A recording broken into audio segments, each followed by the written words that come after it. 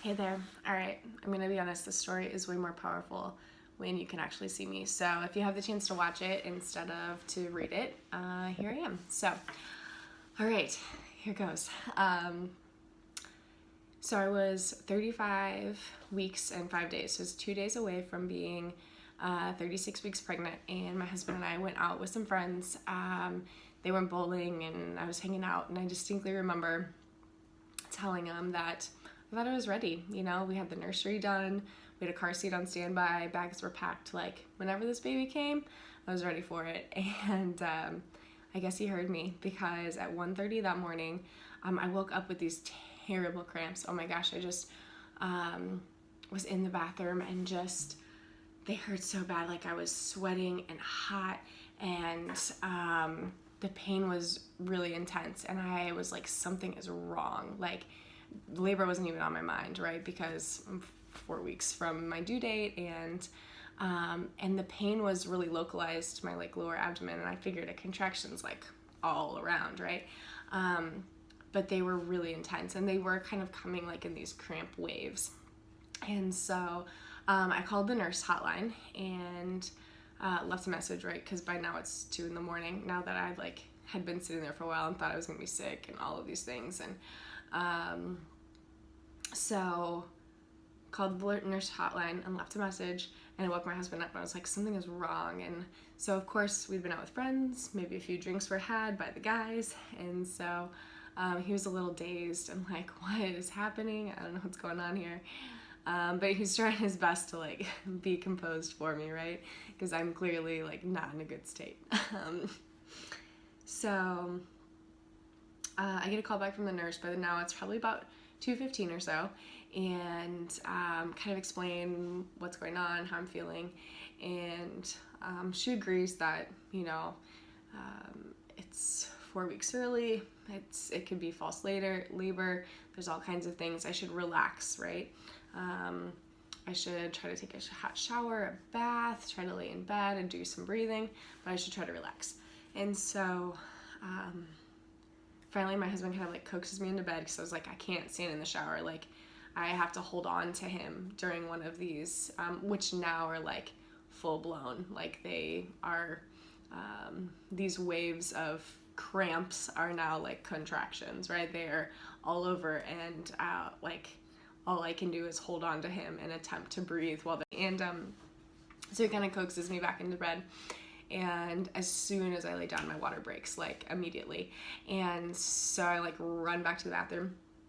I waddle back to the bathroom, and he's like, all right, I guess this is on, right? Like, he starts getting all the bags ready. It's February, so he's getting the truck warmed up. His prized truck, by the way. So you're not super happy that we might be getting stuff all over it. And so now I'm like back and forth from the bathroom to the bedroom, right? Because once your water breaks, there's more coming every contraction. And so I changed pants and underwear like 3 times by now, and he says he's ready, and we're probably, by now it's just before 3 o'clock, right? So it's been about an hour and a half since I woke up. And from the, you know, trip from the bedroom to the bathroom, I'm stopping like 2 or 3 times, because the contractions are coming. And to get in the truck, I'm like, okay, I'm gonna go to the bathroom one more time, right, before I get in. As soon as I sit down, I have this huge contraction. Like, this one feels different. Like, this is like the intensity and the pressure pushing downward. Like, I am not being consulted at all here. My body is pushing, and I can't do anything to stop it. And I was like, this is not right. And so I kind of like reach down, and I can feel something, and I'm pretty sure like he must have been like this, because I think I could feel like his hand. And I yelled, right? I'm like, oh my gosh. And I'm sure there were maybe more choice language, but I yelled, oh my gosh. And Brenton came running from the door to the bathroom. And I mean, as these contractions are now like, they're immediate, one on top of each other. So I reached down, and I had another contraction. And Brenton said as he came along, like the baby was coming, like he was coming out, and all I could do was reach down and grab him. Like there was like nothing else to do, right, but to grab him. And so sorry, Brenton gets to the door of the bathroom and I'm pulling the baby up, and we just like stare at each other like deer in headlights. What just happened? And I mean, just dumbfounded, right? So luckily cold cries right away. I remember like from ER, right, my love affair with ER as a kid, that I made sure his like nose and mouth was clear, right? But we just looked at each other and he goes, what do we do? And I said, call somebody. He's like, call who? Said the ambulance, call the ambulance. And so he got me a towel and I'm just like sitting there with this baby, and he goes and gets his phone, and he told me later like he was just in such like, you know, disarray, like he couldn't unlock his phone, which of course you can call 911 without unlocking your phone, right? That doesn't cross his mind whatsoever. He's just like pushing buttons. So he finally gets them on the phone.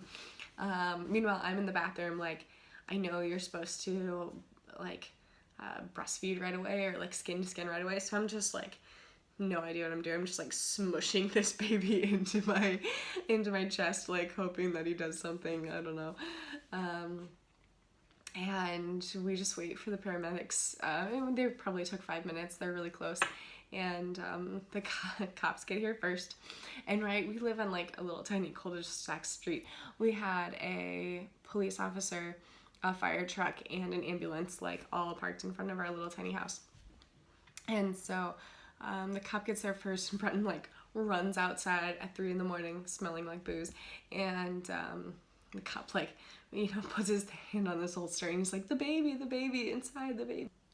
The cop's like, we'll wait for the firefighters, like, And so the guys get here from the fire truck, and they came in and like didn't know, so they come in and see me sitting there with the baby, hi, and like, better go get our OB kit. So they do the cord and the placenta and all of those things, and they're pretty good spirited guys, and they actually are really cool. They came back later and gave us a baby gift, which was super sweet, and we've been to visit the fire station a couple times. But they you know, got me on the stretcher and out the door and made it into the hospital room. And gosh, I remember that being like the worst part of it, was being in the postpartum care where they have to like push to get everything out and stitch you up, and that I feel like the contractions come without warning and come without like they just happen, and then there's a baby, and then so you're happy and you kind of almost like that like goes away, but this was like, you know, pain without reward. So I remember really hating that. And Cole is across the room getting measured and checked, and I didn't get to see him again for a while. And Brenda had texted all of our family, like, baby's here on the way to the hospital. They're all like, you know, by the time they woke up, you know, not like 6, 7, like, wait a second, isn't that the wrong way around? So we got a lot of texts back and phone calls, and my mom called when she woke up and was, I think, a little anxious until she got to talk to me. So finally that worked out, and we got to talk and probably cry, and then everything started, right? Then we were parents, and we had this baby and had to figure out nursing and sleeping and all the things that come with it. So it's a crazy story that it was an hour and a half, 20 minutes after my water broke, that this sweet little baby came, and we were there luckily to catch him. He came on his own, and we just made it work. So that's our story. I think there is power in all of our stories, and that we can plan as much as we want, and we can try to have everything lined up and in order, but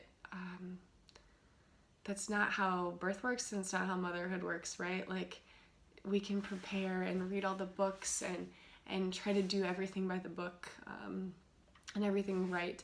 And but in the end, we just have to support and love. We are there to help them in whatever way we can.